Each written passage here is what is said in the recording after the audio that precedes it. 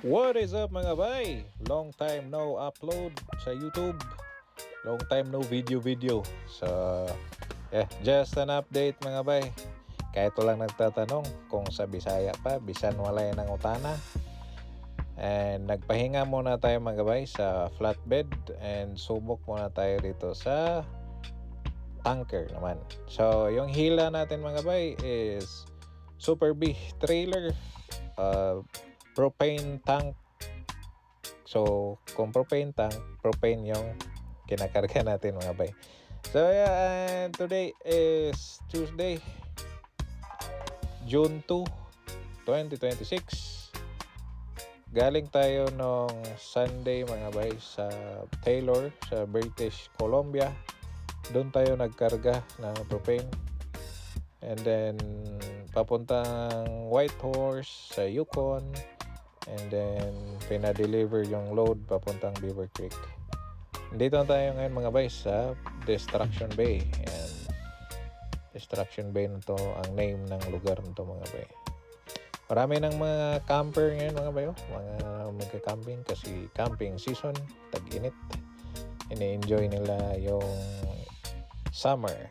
Okay. So, yun na nga mga bay. Punta tayo ng Beaver Creek to deliver sa ang propane. And sa Beaver Creek mga bay, may tinatransferan lang kami na tank. Tapos kinukuha naman yung propane galing Beaver Creek papuntang Alaska. Doon sinusupply sa mga retail siguro, or basta sinusupply din doon pagka kailangan nila ng propane. And then yun pala mga bay, sa nung March ako nagsimula dito sa biyahe na to dito sa Yukon, kasi dito nakabase yung company sa Whitehorse.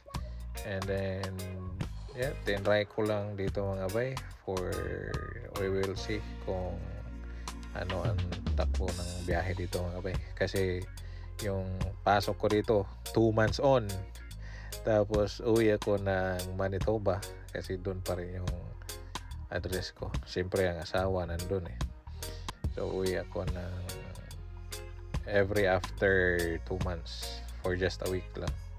So, we will see kung mula hutay, kung sa Bisaya pa mga bay, kung makaya ba ang ganun na setup. But hopefully, okay. So far, okay lang. Magaan na trabaho mga bay. And paulit-ulit lang din. Ang ano lang dito pag winter, lalo na sa mining, kasi kailangan talaga ng tire chain. And dito na tayo sa Beaver Creek. And dito na tayo ngayon mga bay sa Beaver Creek.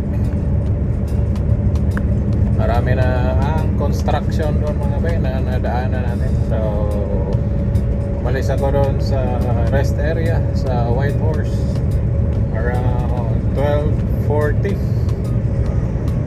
Ngayon ang oras mga bay is 6:40.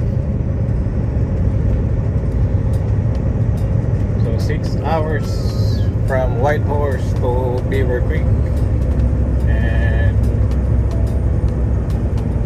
ang sitwasyon ng kalsada mga bay, pangit na. Lubak-lubak. Kita na yung mga lubak-lubak.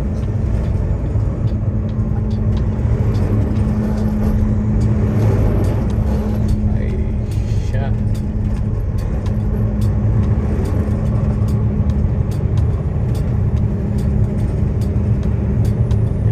Ito na ang town area ng Beaver Creek.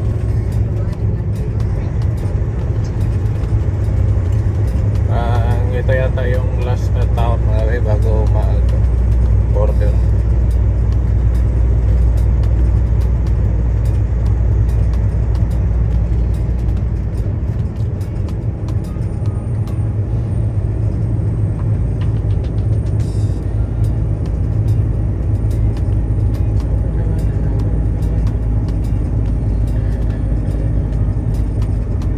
dito lang naman tayo mag-deliver mga bay, sa town mismo.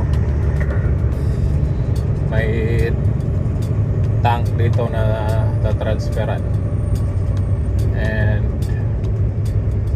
yung mga truck galing ng Alaska, bali may company na sinusuplayan, sila na magkuha ng product dito.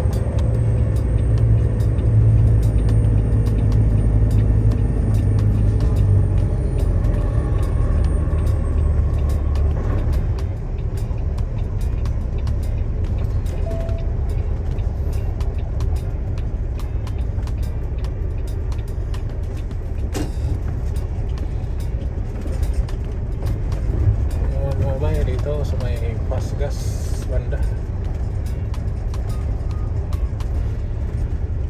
pero hindi ko pwede ipakita yung ano kasi mga bay.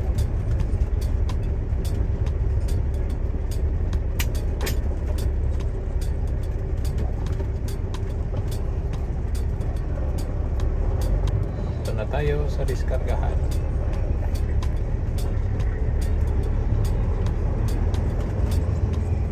Ito rin truck stop din dito mga bay, truck stop din. Paradahan din to ng mga papuntang Alaska.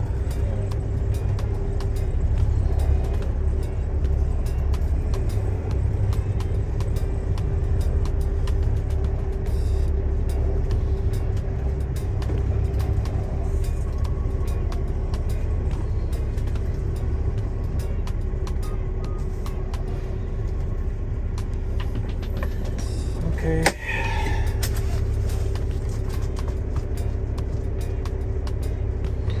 And yung mga bay, pag dating natin dito, i-on muna natin yung PTO.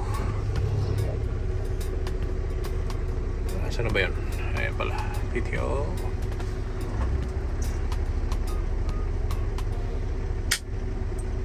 Okay, on na siya mga bay. Liwanag kasi masyado. And yeah, base muna tayo. Diyan yung diskargahan mga bay. And yun mga bay, bihis muna tayo ng mabilisan lang. Kasi kailangan natin mag-uniform habang mag-diskarga. So, ang abog man kayo ng sulod sa truck. Abog kayo, nagdaghan ng lupad. So, tara mga bay, diskarga ta. So, yan yung percentage ng tank mga bay. Pagdating natin ngayon. So, mag plus 30% kasi parang 35% yung laman nitong isang sa Super B. Tara. Yun na ba, 7:30 ng gabi. Gabi, ba't ni hajag magkadyo? 7:30 mga bay. Tayo natin matapos ma-unload. And balik tayo ng Whitehorse. And yun na nga mga bay, empty na ang lead, empty na ang pop. So double check na natin mga bay kung wala tayong nalimutan na naka-open, and dapat i-close. So yeah. So yun na mga bay, good evening na dito. Dito na ako mga bay sa destruction bay, sa rest area, and dito na ako matulog mga bay. May oras pa naman ako. Yan.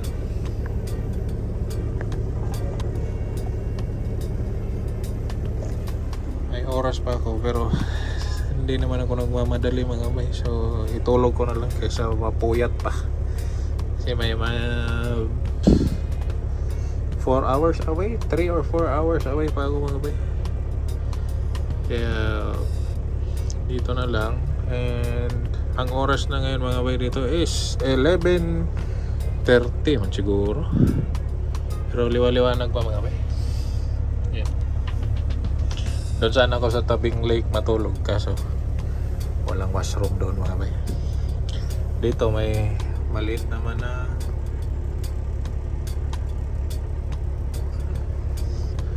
pwede kalibangan ba. Dito na lang. So see you again tomorrow mga bay. Thank you for watching. That's it for today's video. Ciao. Limpyuhan pa din nato ni ugma.